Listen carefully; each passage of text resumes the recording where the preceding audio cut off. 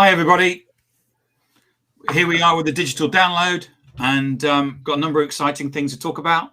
I do need to say that today's been brought by our friends at Restream.io. Mike, do you want to just introduce yourself? Hey, everybody. I'm Mike Garrison, Values-Based Mindset and DLA Ignite. And today I'm talking about what you're not being told as an accounting firm on how to be successful. Lenwood, what are you doing today? Hello, I'm Lenwood Ross, founder and CEO of Accelerate. We're building digital culture at scale for enterprises, and we work with large teams. Today, I'm going to talk about what do you do if you find a nestling bird? Oh, wow. That sounds interesting. So hi to Nick. Good to see you. Adam. Hi, everyone. I'm Adam Gray. I'm Tim's business partner at DLA Ignite. And I'm going to recap on a couple of things that I've learned during the week. One of them is the ongoing challenge of content creation for people. And Thomas. Hello, everybody. I'm Thomas Ross. I'm the founder of Social Selling HQ. And today I'm going to be talking about a new report from Gartner that talks about virtual or digital selling and the good, the bad, and the ugly. And I'm going to, if there's time, I'm going to talk about a Gartner report, and I'm going to talk about a hack. And as people know, I'm not a big fan of hacks, but we're going to talk about a hack today as well that could enable you to support your prospecting. So, Lenwood. Yes, sir. Do you want to go ahead? And by the way, whoever said, I don't know, from the LinkedIn user said cool accents. Thank you very much. It's only when Mike speaks that we go to the non-British. Okay. So this week, my 4-year-old daughter found a nestling bird right near our play set. And I immediately thought that the bird was dead. So I, get away from the dead bird. And she recognized that the bird was actually still alive. And so once she realized the bird was still alive, then I had to go on the internet and figure out what you do if you find a small bird. That's what we did. And what you do is you get a shoebox and you poke some holes in it, and you create like a nest inside. And you pick up the bird with some gloves on your hands, and you put it in there, and then you need to find a quiet, dark place in your house.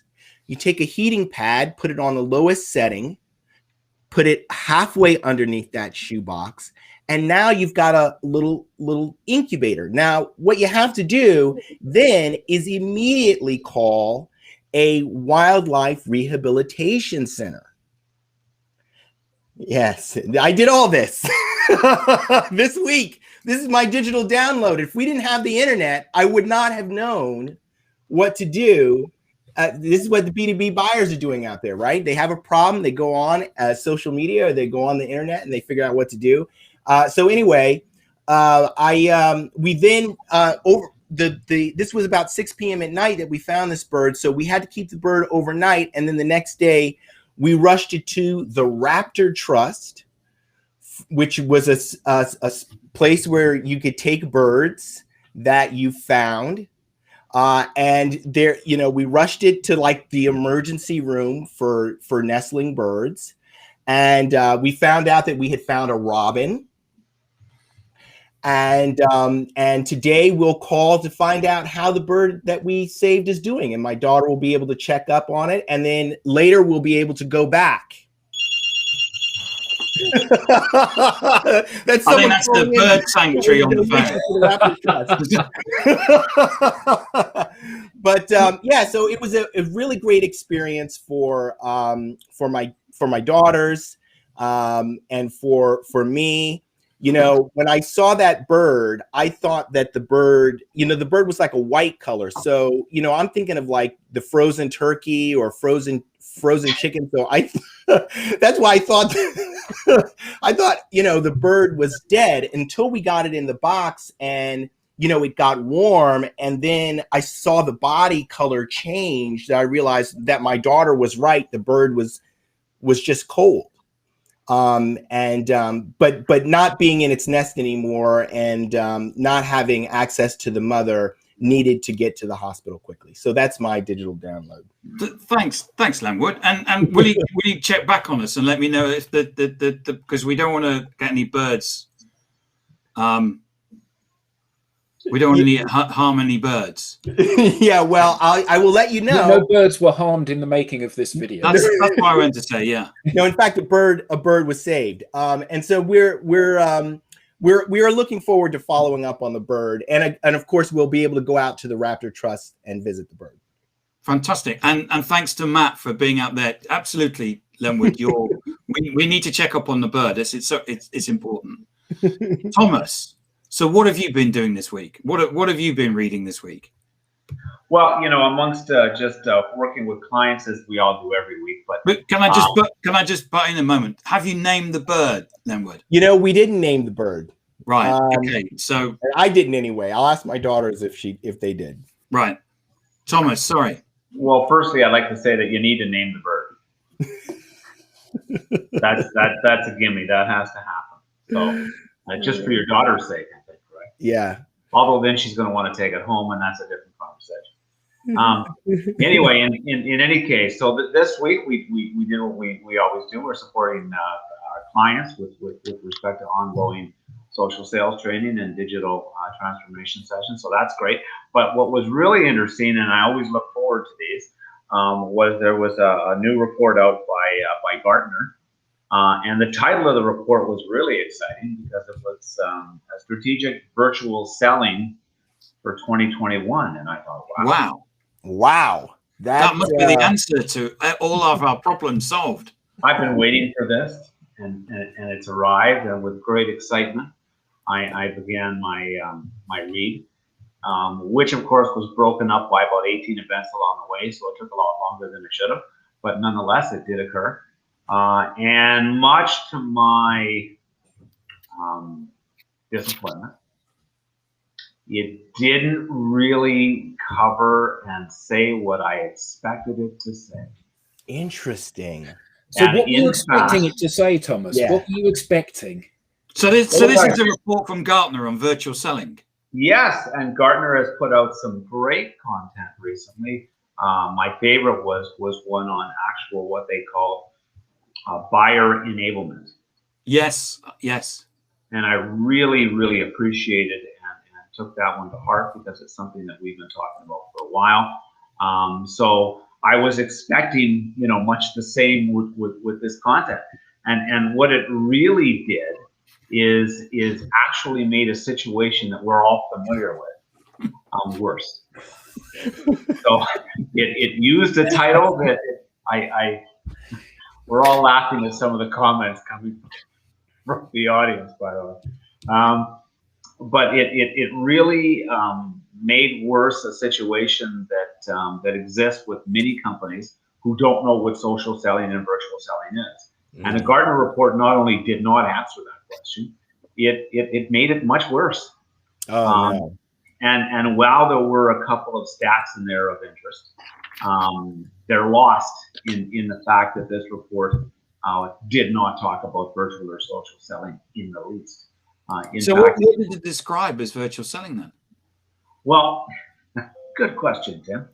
What I would describe as social selling is the opportunity of leveraging social media for the purpose of connecting, engaging, and developing prospects. Commercial interaction, yeah.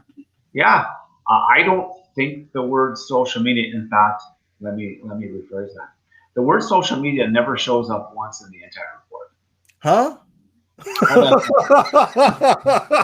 Are you going, Thomas? Are you going like I did last week on HubSpot? Are you doing the same thing? How do you mean? Remember I was snagging that HubSpot article? Oh yeah. Yes, I guess so. I guess so.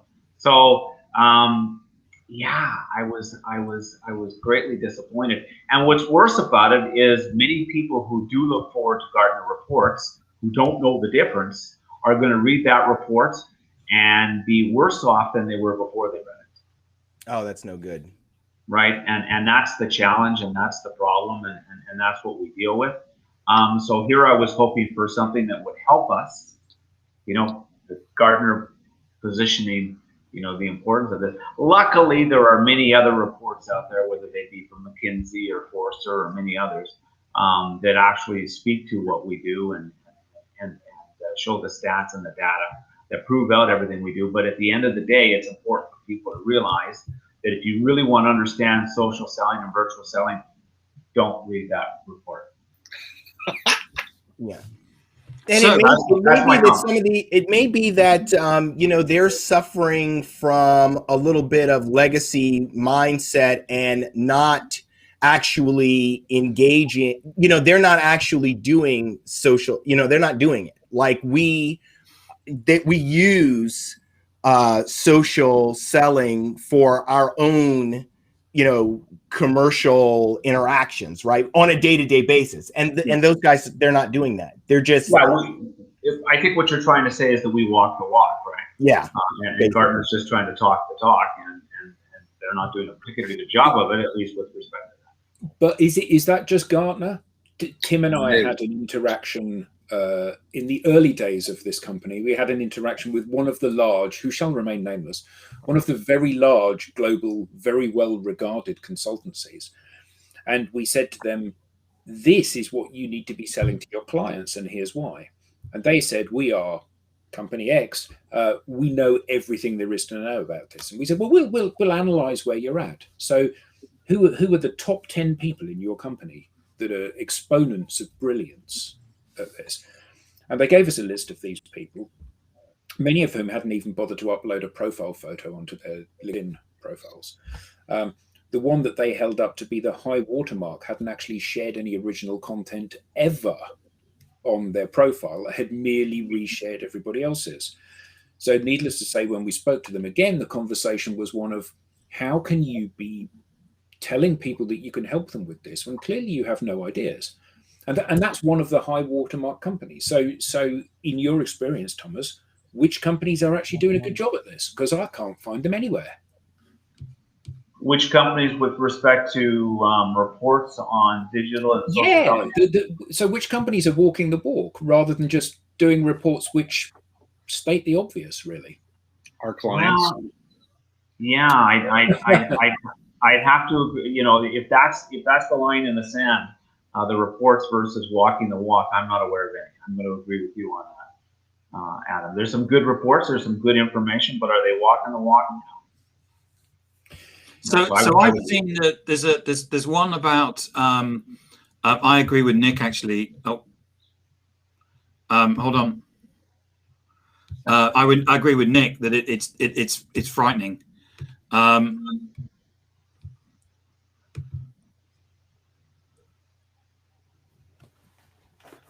So I don't know who left the last message. So there is one on buyer enablement, which is actually about it's called Win More B2B Sales Deals, and I actually think it's called buyer enablement. And one of the things that I really like about it is, and I'm just bringing it up here on one of the things is that they talk about in the document is that only the salesperson today only spends 17% of the time that the buyer spends in terms of doing the research and doing what they're doing in terms of buying. So only 17% of the time is spent with salespeople. Now, if you've got a short list of 5 or 3, then the amount of time as a salesperson that you're going to spend doing your discovery and doing all the things that you need to do is minute. Yeah. 83% of the time is not being spent with you or your competitors. It's off doing your own research. Yeah. And yet we focus on the 2% of the time that we get in front of the client as if that's going to be pivotal. which clearly it isn't. Yeah. But the other thing in that report, in that report, they also have a diagram, which is that they see as the process that buyers walk through. In fact, I printed that out to discuss exactly that. Yes. So the first one is problem identification. Then they move to, this is a buyer, solution exploration. Then they move to requirements building and then supplier selection. So first of all, it's we need to do something. Then what's out there to solve the problem? Then what exactly do we need to do to purchase? And then does this do what we want it to do? And all the way through the process, there's a validation, which is we think we know the right answer, but we need to be sure. And also consensus creation, which is we need to get everybody on board in the organization. And as we know with buyer teams, it can be anything between 10, 100 people that are part of the buying process. Just Len Wood's back. Just let him back in. So the thing is that so that's all really interesting, Tim.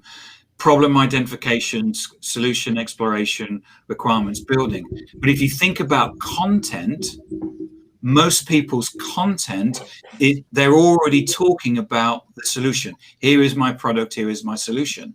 But that's not where buyers are. Buyers are actually starting looking at the problem identification. But I wanted to flag that. So that's the bit that I've drawn a circle round, saying, really, what is the problem? And I think that the challenge is that, you go to the doctor, you've identified that you have a stomach upset, you go to the doctor, and at one end of the scale it could be that you've eaten something that's disagreed with you, and at the other end of the scale is you've got a perforated ulcer, and actually is any one of a million things in between, and you don't know what the problem is.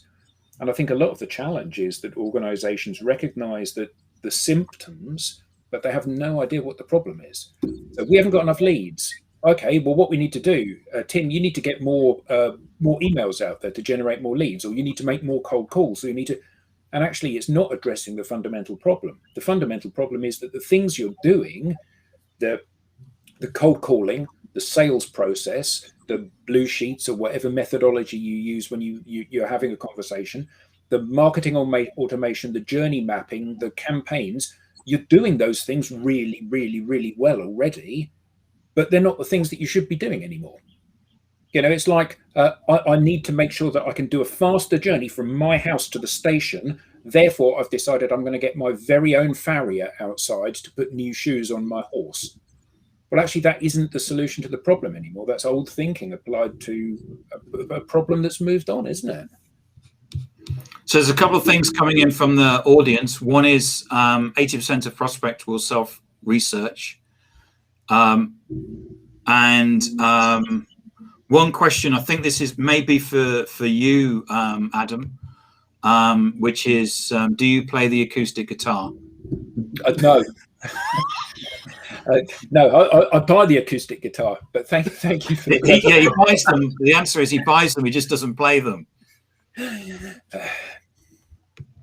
And thanks from Robert in have to clearly know the problem in terms of solving it.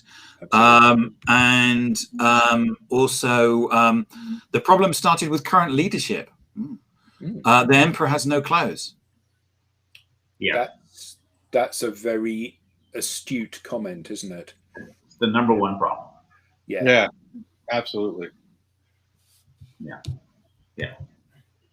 And that's true of digital transformation. That's true of social selling, digital selling. It's true of everything that we work on. If it doesn't start there, thanks, Gert. Hi, Gert. Yeah, that's actually a really interesting comment. I had a conversation with a friend of mine who she advises Fortune 500 boards. And I asked her, do these boards have anyone on them that can hold senior leadership accountable on digital? And she said, no. There's just a lack of knowledge at that board level and C level for the board to even hold the C level accountable. So if the CMO is going in and saying we need to do X, Y, and Z, there's really no one on the board who can challenge it. It's interesting you said that, Linwood. My article today is from Accounting Today, and it's obviously aimed at accountants, but like everything we've talked about so far today is exemplified, because you would look on the surface of this and you go, wow, this thing's got all the traditional parts of a traditional marketing plan. But my phrase that pays is stop trying to put a square peg in a round hole. And when you look at digital right now, everyone still has an analog mindset. And that's the problem. And what do you mean by that? So I'll read one, right? So this is one of the key sentences in here. The ability to remain competitive in 2020 is depending upon an approach that engages your target audience in tailored and unique ways, either pushing them through a qualification process or grooming unqualified leads. Digital, which is social, unless you're doing cold calling at scale called emailing, right? Digital is about being social, and social is not about being pushing. Otherwise, you're like that terrible person at the Chamber of Commerce mixer that hands out a business card to everyone else, and the second that person leaves, they throw them away because they're a tool. And so, when I'm talking to professional services firms, my word is, do you feel like what you're being asked to do to grow your business the new way remotely resembles anything you A, want to do, B, believe is how you want to be perceived in the marketplace, and C, are even remotely comfortable being? And the answer is no. Professional service firms don't usually have people with a sales person title. They don't have VPs of sales, right? They usually have marketing directors, but those people are different. And it's just sad for me to see that everyone is approaching this the wrong way. And that's why you have that horrible chart, Adam. Like, you have this horrible chart with all these different things, and nothing on that chart, nothing on that will help a buying team feel comfortable about this process, because it's too freaking complicated. Like, it starts like this. How did you build your business before digital? How'd you do it before COVID? Well, if you were a transactional, nasty company that blows through your employees and treats people badly and just is there to, annoy me on Facebook, well, guess what? Just keep doing that. Best of luck, right? But if you are an organization, really the only ones we're really talking to, if you're an organization that values your team, if you're an organization that cares about your clients, and you're an organization that wants to have a reputation of people wanting to be with you, you can't bring analog awful to digital excellence. Don't do the terrible things that you hate in the buying process. Do the things you love. That's what I learned from Adam and Tim. So Mike, we've Gary basically commented on your the business card guy at the let's get rid of that one, and just some feedback, Mike. Yeah, I mean, it's like, so everything's complicated, but I think fundamentally, especially for professional services firms, but I would expand it to conglomerates that are on multiple continents. If you are getting just baffled by the bullshit, if you've got all of this crazy detail stuff going on, you want to work with a company, perhaps ours, that's going to come to you and say, hey, it's not easy, but it's simple. It's about your mindset. That's the key thing. Look what Tim's just put up. Simple works. That's the most insightful comment. And you Mike, are and I mean this in the nicest way, you're an old-fashioned kind of guy. Networking, face-to-face meetings, pressing palms, getting to know people. What does social do? It enables you to do that with greater efficiency and greater while still being human. And yes. I think that the fundamental mistake that people make is that they want to buy a tool that absolves them from having to do any work. Social is you still got to do loads of work, like you used to have to get up early and go to the Chamber of Commerce breakfast meetings and hand out business cards to people. Now you've got to do that in a social digital world. But the whole point is that it brings people closer together. You get to have a weekly or a daily conversation with a much larger number of people, and you can see who's resonating with today's message, and then you can have a conversation with them in much the same way as you go to the Chamber of Commerce event every week or every month. Some people sidle up to you and say, "Hi, Mike, what's happened since we were last together?" And actually, that's what being human is about, isn't it? Yeah. So we've got a question that's come in, which I'm interested in. Is this a generational issue? Being as we're not all in our 20s. So I just so everybody knows, I'm going to have to admit this. I grew up in a world without the internet. There were no mobile phones when I grew up. Okay, and I need to come clean to everybody. And you feel better? You feel better? Did they have CD players in your world? No. Tim and I are from the 8-track. Sorry, I'm being facetious. I think that there is. I think I don't. Well, sometimes I think it's a generational, and sometimes it's not. Here I am, just accelerating to be nearly 56, and I know something about social media. Yeah, it's not a generational issue. It has nothing to do with it. No, I agree with that. But it does point to an issue, though, that is maybe the bigger challenge, which is why people are looking at tools, which is they don't know how to interact, right? So they didn't know how to interact when they went in person. But we've always done that. We've always, like, the human race has always looked to leverage tools. We've always looked for the next thing.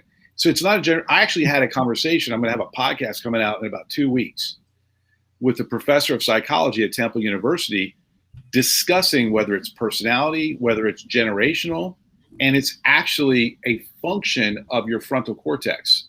How you have trained your mind to think is actually what determines it. And I can look at examples of people that think with a different mindset, that are intentional about what they're doing. And really it comes down to, can you delay gratification? Right? If you could delay gratification. So Leon's made a great point about, we had social media when we were growing up. It's called going outside and talking to people. Playground. Ain't that the truth? Yeah. It's not generational. That's right. But isn't that the point, though? Young people, they get the apps and stuff, and they're very comfortable with the swiping left and right and all that kind of thing, and they're very comfortable with holding up their phone and taking a selfie and promoting themselves. But old people, by which I mean people like us on the call, are comfortable having conversations with people. And actually, the people that are in the sweet spot of that Venn diagram are not old people that are scared of apps, and not young people that are comfortable with apps but can't network, but the crossover bit, the bit where they can adapt and learn the new techniques if they're older, or they're younger and they've had some experience of building relationships face to face in the business context.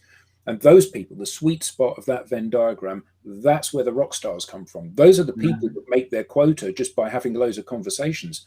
I know a client that I'm working with. One of the people, they post something, they get 200 likes on it. They're going to exceed their quota by a massive amount this year because people just want to talk to them. And equally, there are other people that we know that post stuff, they get zero traction, or people get lots of traction and they don't know what to do with it. And I think that's really important, which is this: we have this situation where people think that what you need to do on LinkedIn is to have a CV, write about your company. And in fact, we all know that buyers don't like that because we don't like it as buyers. But if you're human, people will actually walk towards you and have conversations.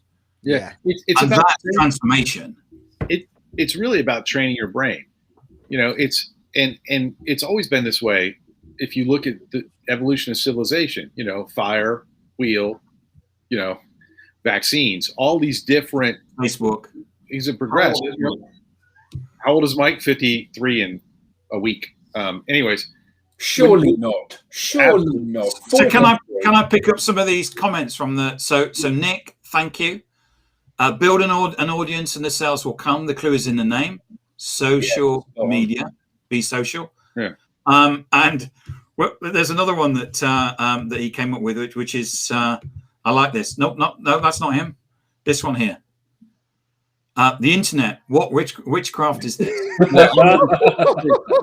I got one quick thing. But I want to bring up a question, everybody, because I think this is interesting. You know, in the year and a bit now that it's been when we've all been living with COVID and the pandemic, we've seen some radical changes in industry and in business, and everybody has now become digital, or so they say. But yes, and you correct me if I'm wrong.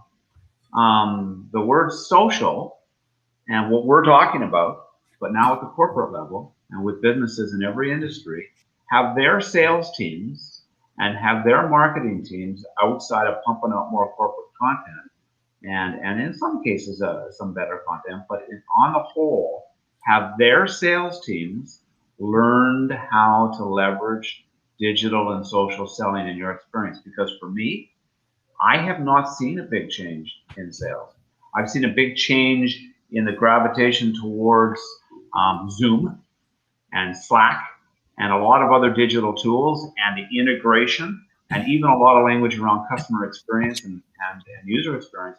But when it comes to sales, I have not seen that. Correct me if I'm wrong.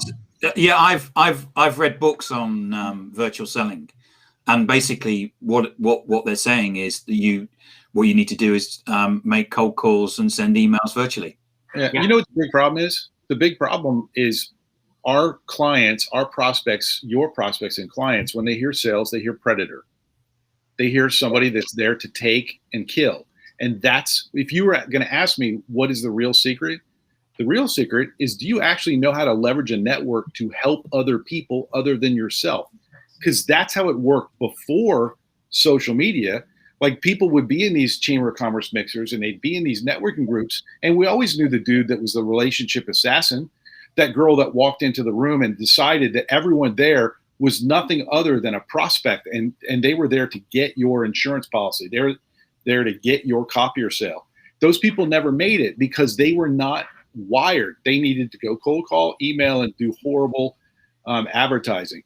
If you have a mindset of giving and if you have a system to give. Mine's already working, Tim. Like, you have to have a system and a mindset of giving, because that's what makes you not a predator. Don't be a predator.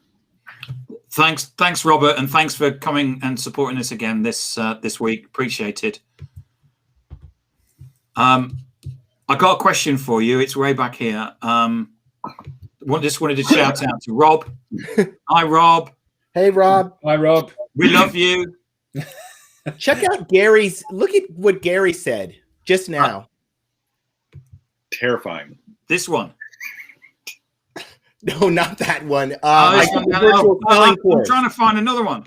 I took a virtual selling course this week, and it focused mostly on being more visible. Was it like fans? It's just a virtual paper. It's just everything out there other than what a lot of what we're doing is about how do I go get things from other people?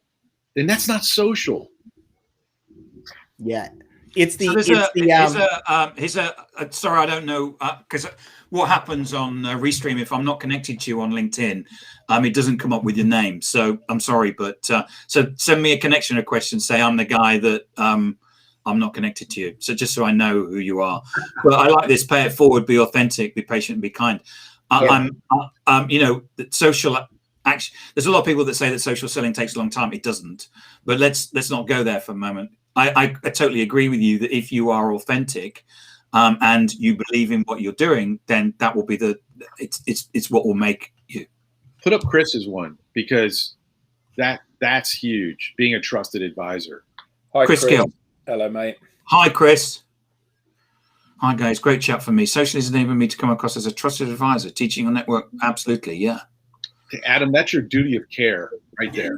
Yeah. It's and the thing is that social, it's up 24 hours a day, 365 days a year. You don't know who's looking at it. So you can sit there and go, I'm not interesting. Nobody's interested. As someone said to me today, I'm average. Nobody cares what I've got to say. Rubbish. People are checking you out all the time. And what they want to know is, are you going to be the person that's going to help me in this project? Are you going to be that person?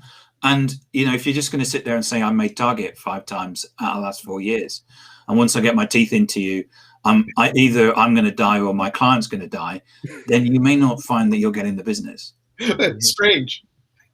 But isn't that the problem with today's sales forces, guys? That's where I was going. That has not really changed, right? Exactly. And Gary said it was 4 hours of his life, that virtual selling course.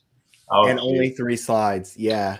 Well, although 4 hours, 3 slides doesn't seem like very good value for money. What I would say is that I'd rather 4 hours and 3 slides than 4 hours and 403 slides. It should be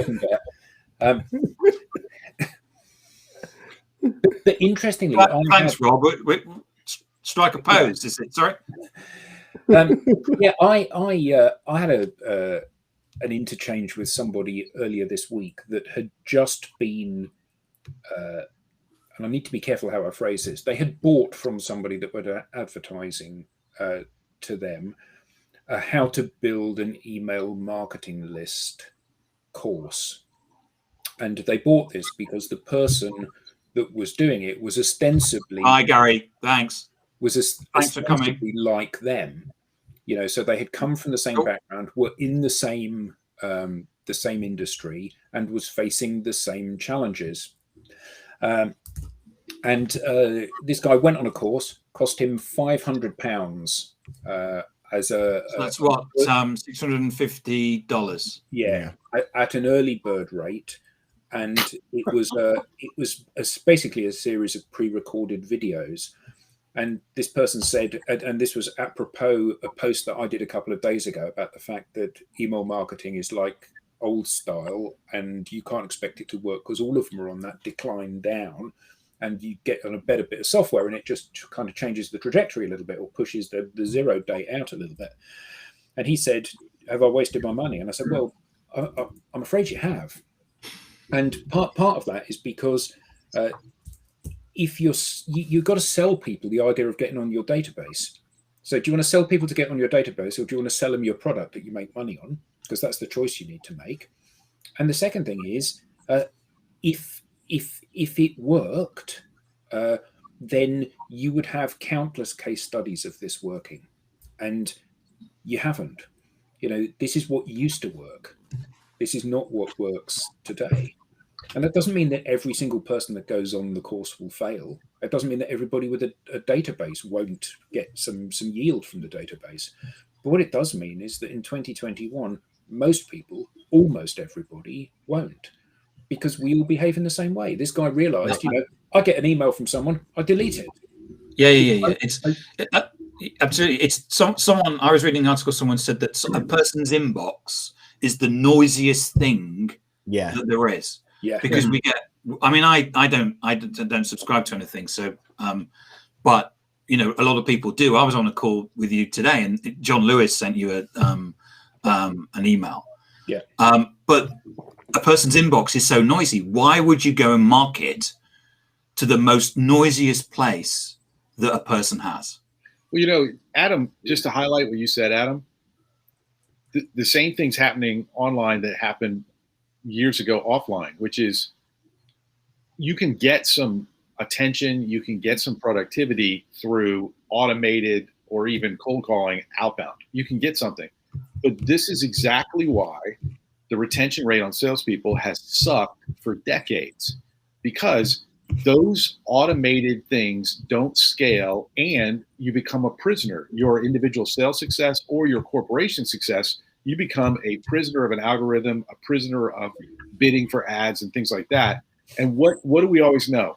If a salesperson or a company can get to the point where their clients are getting them new appointments, where people are hearing about them in the community, LinkedIn's a community, and they're coming toward them, that those businesses last and those businesses scale. But if you take what didn't work well offline and then do it online, social, it's just compounding the problem.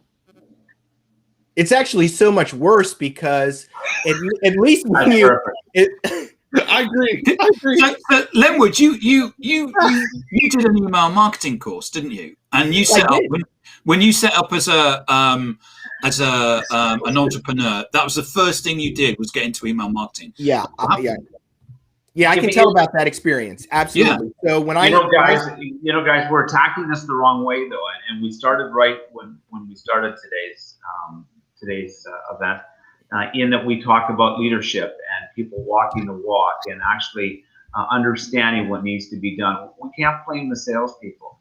The salespeople aren't being given the opportunity to learn what we're talking about, other than attending and watching us, and that's not going to do the trick on its own. At the end of the day, if leadership doesn't understand and appreciate the value, and we all have clients wherein we've taken CEOs and we've taken executive VPs and we've taken directors and we've turned them into rock stars, and that has changed their organization more than anything else could have, because now it bleeds down, and now everybody gets on board. And here's the other thing. And this is a tough thing to talk about, but it is what it is. And Mike, you said a little bit about it earlier, and that is not everybody's going to get on board. Right. And if they don't get on board, they need to look for a different shift. And having the data to show that they're not on board really helps. You've got to be able to measure. And that's the thing about digital and social. You can measure everything. You can measure everything. Yeah, it's not anecdotal. What Tim was talking about before is that when I set up as an entrepreneur, I wasn't really sure which way to go. So I had really two tracks happening at the same time. One, I was trying to build an email list, and on the other side was the social selling. I didn't know what to do. So I started first working the email list, and it was really, really challenging to get people to sign up to my fledgling email list, and things went nowhere fast. I had no traction over an extended period of time. I then turned and started really working the social selling. I took the DLA Ignite program, and it transformed everything about what I was doing. I started getting traction, growing the number of people who were in my audience, building a community, and getting inbound. And that, I mean, I don't think I got a single inbound anything with my Did anyone ever ring up and say you didn't send the email this week? No. I got a question for you, Adam, from Chris. So this is great. At the top level, what we should all be trying to do is to connect to people, to build a digital bridge to that person, so that they're within the orbit of our influence and they get to know us and they get to see our content. And then when our content starts, we hope to resonate with them, or even if we've just been connected for a while and we've not spoken, we've got a reason to reach out to those people to have some sort of dialogue with them. And the dialogue should be based on who they are and being authentic. You know, further to Lenwood and Thomas's and Mike's comments about, this is not about what I can get, this is about what I can give. In-mail, shockingly bad idea in my experience.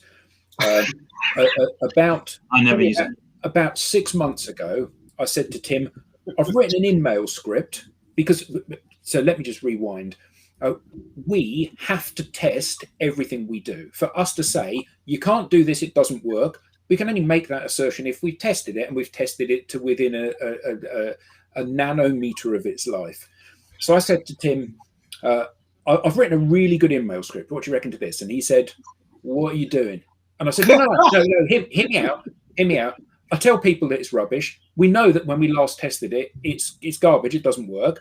So we need to send an email. So we had a few backwards and forwards. I think we should rework this. I think we should do this. Anyway, we've got fantastic email script. Fantastic.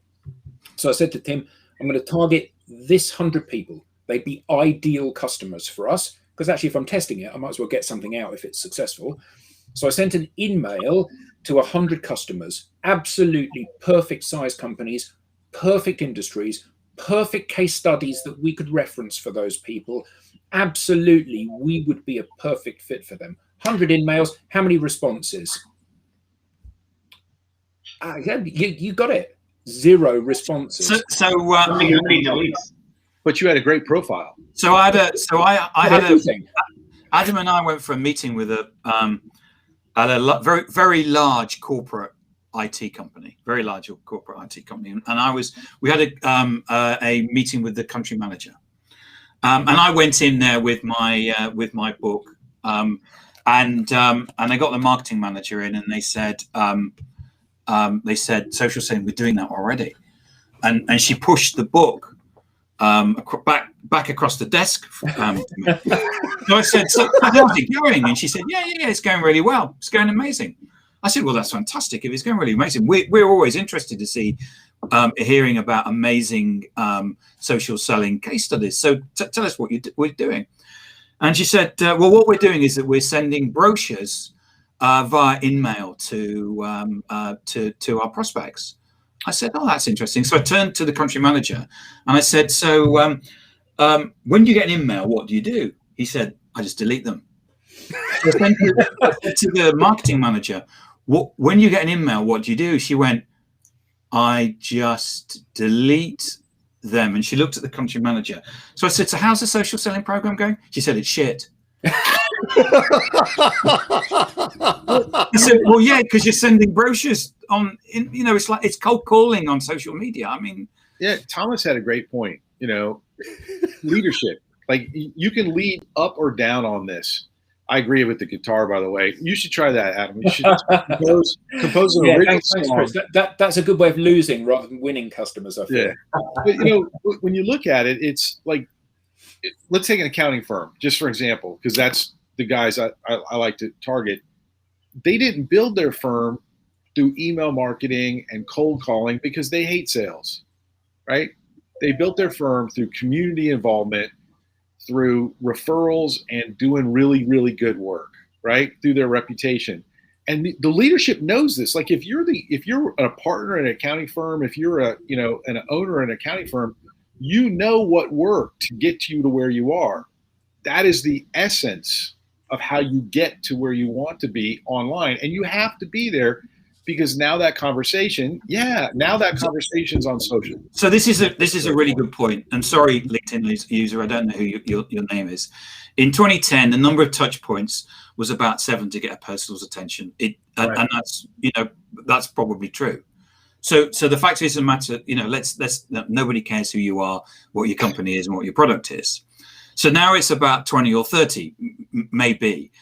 But the problem is the noise. But the thing is, none of us should be generating noise. All of us, actually, in the world of social, we should know that we're better than that. We're better than the people that you scroll through. One of our clients, the CEO, said that 90% of what was posted on LinkedIn was rubbish. He actually said something a bit worse than that, but it's a family show, so I'm not going to use that word. But the fact of the matter is that we're better than that. And we should be posting. We're the people that should be posting stuff that is engaging, that is educational, that people actually want to read. So that's Tim. That and therein lies the difference, right? So that individual who is nameless, at least at this point, the definition of a touch point is what's the question.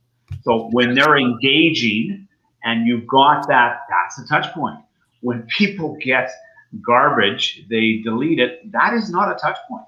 And I think you're right, Thomas. In terms of touch points, are traditional from I'm going to basically I need to ring you 6 times before you answer the phone. Well, how many people? The transformation is if you are positioning yourself in social as a human being, what you'll find is that people will walk towards you and actually say, can I have a meeting with you? I get inbound every single day. I get a piece of inbound. And I know lots of you here get inbound every single day. And that's the difference between selling what you used to do, which is where you have to basically keep telling people to buy, and people actually walking towards you and saying, what you're saying is really interesting. Can I buy from you? Tim, on social, I think we should really be aware of how we're touching other people. Like, are you doing it appropriately or inappropriately? And when I get these emails and these cold calls, it's kind of little inappropriate. And that's what happens with any outbound push marketing now is that it's nobody listens. So what happens is there's a whole $1 billion industry in manipulation. So you've had this email that says the title will be something like "Are you joining the call now?" And you go and look, and basically it's someone pitching to you because they've been on a course to tell you that if you write a manipulative title, people will actually read your emails because they're measuring the open rate. The point being is that you don't build relationships and you don't make sales on manipulation. Well, that is the noise. The same with the cold call. I don't take cold calls anymore. Yeah. Everything goes through to voicemail. But if I did, that the person will have a spreadsheet and they'll be working their way through these questions. And the answer should be at the bottom, yes, I will buy. And people always know that. And the only way that these things work now is through manipulation. And all that does is it basically is killing those processes off, thankfully. Hey, Tim, I got a question for Adam. Well, hold on. Just let me quickly say this because this is pertinent. Tim, you said you mentioned a moment ago about you get inbound every single day. As you said those exact words, you'll never guess what just happened to me. A piece of inbound popped in. It did, amazingly. Sorry, Mike. Well, I was just thinking that this traditional push marketing has more in line with gambling via marketing. It's spinning a roulette wheel, isn't it? Selling. Yeah. But getting back to that comment made by the individual that asking the question on the touch points, that's the noise. So I just want to make the point to that person that what we do stands out from all the noise because we're actually offering value and we're actually listening and we're actually human beings and we're actually there offering information. We're not asking for anything. Right? And in that way, we stand out like crazy. So if you want to be part of the noise and then complain thereof, your choice. If you want to do it properly and actually engage with people, those are the touch points that you should be measuring. So we've got 8 minutes left. Any funny stories that's happened this week? Anything that you've seen on social? Mike? So I had a friend of mine push back on how we do connections and requests and things like that. And they're like, I don't like connection requests. I said, okay, well, how'd you build your business? Well, I went to the Chamber of Commerce and met people. I went, explain to me how it's different. And he just stared at me for a minute. And I said nothing at him. I listened. I said nothing and just looked at him for a minute. And he goes, so it's not different. I go, no. And if you're a quality human being that wants to help people, other people need to know you exist. And you don't need to let that first introduction be trying to sell them. Thank you, Mike. Anybody else seen anything funny at all this week?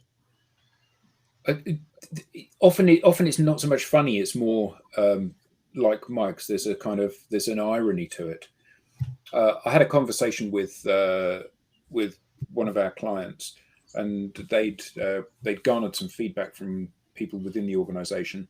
And some of the people had said, actually we're a bit uncomfortable with, this ask for us to post personal content. Okay, well, we'll in the next phase of us working together, we'll change that. We'll remove some of the emphasis. And I kid you not, within 24 hours, 3 people had published personal posts. Like, here's what I'm doing. Here's me drinking a coffee. Here's me out on a bike ride. It's like, yeah, actually personal is, and I think this is a big thing, isn't it? That we've all got levels of what we consider to be personal and our inner sanctum of stuff. And here's me on the beach with my wife and kids is personal, but equally here's my view and the happiness that I've got that this client has bought a successful program from us, or that someone has achieved this. And I'm really proud of what they've done. That's also personal. So personal is within your comfort zone, but it still needs to be around you rather than around what you do. Boom. Yeah, I think that's really important that It's not about standing naked on LinkedIn.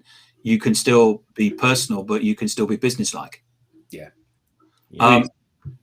Eric Doyle, who couldn't make it this week, did some.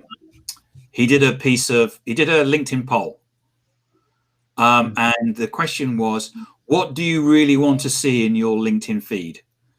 Jobs, products and services, a mixture of one and two, or more humanized content? So jobs was 17%, products and services was 7%, a mixture of one and two only was 29%, and more humanized content was 46%. But Tim, LinkedIn's for business only.